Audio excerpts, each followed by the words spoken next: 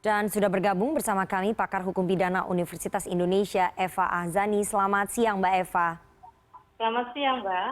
Oke Mbak Eva, ini kita tahu bahwa seminggu kemarin terjadi kerumunan massa di dua acara Maulid Nabi, kemudian pernikahan putri dari Rizik Syihab yang kemudian direspon oleh pemerintah pusat secara keras begitu, dan hari ini ada pemanggilan Mbak terhadap Gubernur DKI Jakarta untuk dimintai klarifikasi oleh Polda Metro Jaya. Dari segi hukum pidana, apakah memang ada pelanggaran yang dilakukan begitu sesuai dengan Undang-Undang Karantina Kesehatan Mbak Eva? Oke. Seperti yang kita tahu ya Mbak ya, bahwa di dalam Undang-Undang Karantina Kesehatan yang kita tahu adalah bahwa adanya ancaman atau sanksi pidana bagi mereka yang kemudian melanggar aturan ya, terkait dengan atau tidak melaksanakan perintah petugas ya, yang diberikan kewenangan untuk melakukan penegakan karantina kesehatan ini. Nah, saya kira kalau pelaku tindak pidananya adalah masyarakat umum, dilakukan dengan cepat, gitu ya. Tapi masalahnya kita berhadapan dengan puluhan ribu orang, yang barangkali pemerintah juga kewalahan ya menghadapi ini.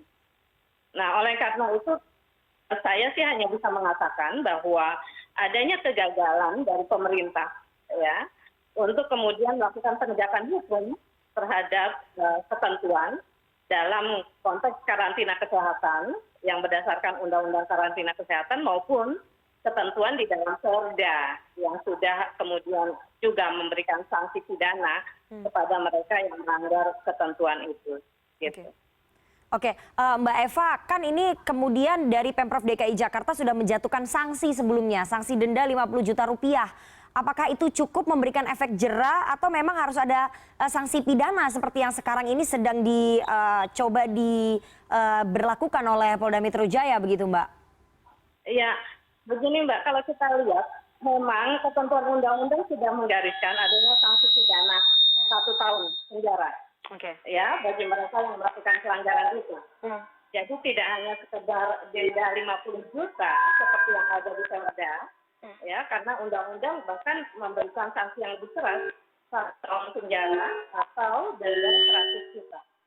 Tapi yang seperti kita tahu bahwa selama ini sanksi seperti itu tidak kemudian memberikan efek jera, atau bahkan menjadi kontraproduktif kalau kita kaitkan dengan kebijakan misalnya mengeluarkan para terpidana dari lapas begitu untuk menghindari pandemi corona.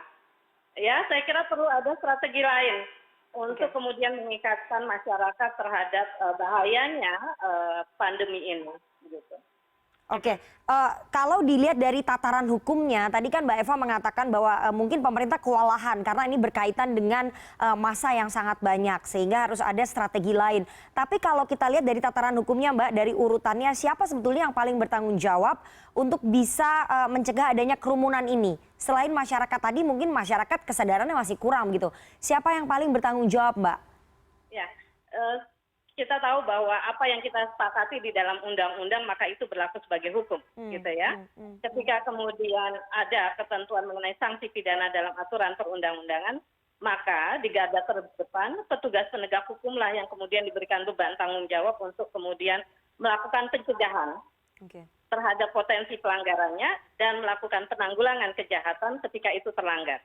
Ya, dalam konteks ini petugas hukum yang ada di garda terdepan adalah Polri. Gitu. Jadi memang tanpa mengurangi rasa hormat saya kepada teman-teman kepolisian yang sudah bekerja dengan sangat keras ya, kemarin yang kita lihat di Bandara Soekarno-Hatta, tetapi mau tidak mau memang kegagalan institusi dalam melakukan pencegahan saya kira ini juga sangat kita sayangkan begitu. Oke. Adanya kegagalan dalam melakukan pencegahan saat ini sedang berupaya untuk bisa melakukan proses hukum, tapi ini terlambat tidak sih sebetulnya Mbak Eva? Proses hukumnya berlangsung setelah kerumunan itu terjadi, ada keterlambatan pencegahan begitu?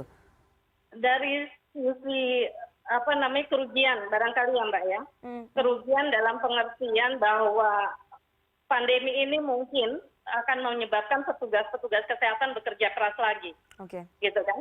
Efek dari kerumunan itu akan menyebabkan angka penularan COVID menjadi tinggi lagi. Dalam konteks itu kerugian sosial saya kira sangat besar. Ya, jadi kalau kita mengatakan terlambat ya terlambat gitu. Oke. Ya. Ini kan sebetulnya kerumunan terjadi bukan hanya di 2 acara tersebut. Sebelum-sebelumnya kita lihat banyak sekali kerumunan pada saat contohnya pada saat pendaftaran pilkada serentak, kemudian ada beberapa acara keagamaan juga menimbulkan kerumunan. Artinya apakah itu juga harus diterapkan prinsip yang sama, harus diterapkan proses hukum yang sama kepada pihak-pihak terkait yang lain, kepada kepala daerah yang lain, kepada pejabat-pejabat daerah yang lain begitu? Mbak Eva? Ya. Begini, kalau hanya kepada kepala daerah atau pada pejabat yang lain seperti pemanggilan kepada Gubernur DKI Jakarta untuk klarifikasi, saya kira ini adalah bagian dari cara untuk kemudian menemukan strategi lain tersebut, Mbak. Bukan dalam konteks kita bicara tentang pertanggungjawaban pidana, saya kira. Ya, karena sesungguhnya di dalam hukum pidana pelaku fisik lah yang kemudian kita mintai pertanggungjawaban pidana, bukan pembuat kebijakannya, begitu. Ya, juga saya kira menjadi sesuatu yang percuma saja kalau kita tidak menemukan cara lain untuk menyadarkan masyarakat dalam bentuk pemanggilan kepada kepala daerah seperti ini. Gitu. Karena saya kira mereka juga akan sangat paham mengenai beban tugas yang dipikulnya begitu. Oke, Mbak Eva, terakhir langkah mitigasi ke depannya yang harus dilakukan baik oleh pemerintah daerah dan juga pemerintah pusat, aparat kepolisian supaya ini tidak terjadi lagi dan tidak perlu ada proses hukum untuk memberikan efek jera. Tapi mitigasinya, Mbak, pencegahannya apa kemudian yang harus dilakukan oleh para pemangku kepentingan ini, Mbak?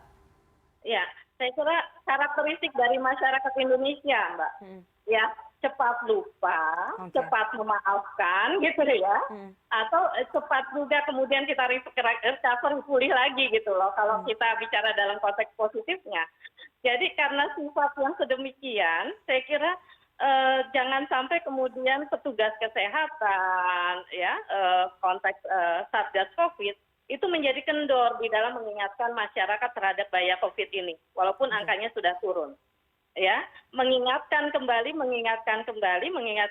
tentang bahaya Covid, terutama kerugian yang luar biasa sudah kita alami, baik dari sisi kerugian ekonomi, kerugian sosial, ya, itu juga harus diingatkan kepada masyarakat supaya tetap diingat bahwa yang kita hadapi ini bukan sesuatu yang remeh-temeh begitu. Oke, terima kasih sekali Mbak Eva Zani, pakar hukum pidana Universitas Indonesia atas penjelasannya. Nanti kita tunggu bagaimana hasil dari proses klarifikasi yang dilakukan oleh Polda Metro Jaya kepada pihak-pihak terkait, baik dari Gubernur DKI Jakarta, Wali Kota Jakarta Pusat, dan juga para pihak penyelenggara. Apakah kemudian ini bisa memberikan efek jera? Kita tunggu nanti hasilnya bagaimana, dan masyarakat diharapkan bisa lebih aware ataupun meningkatkan kesadaran atas bahaya pandemi COVID-19. Terima kasih sekali Mbak Eva atas waktunya kepada CNN Indonesia News Hour siang hari ini.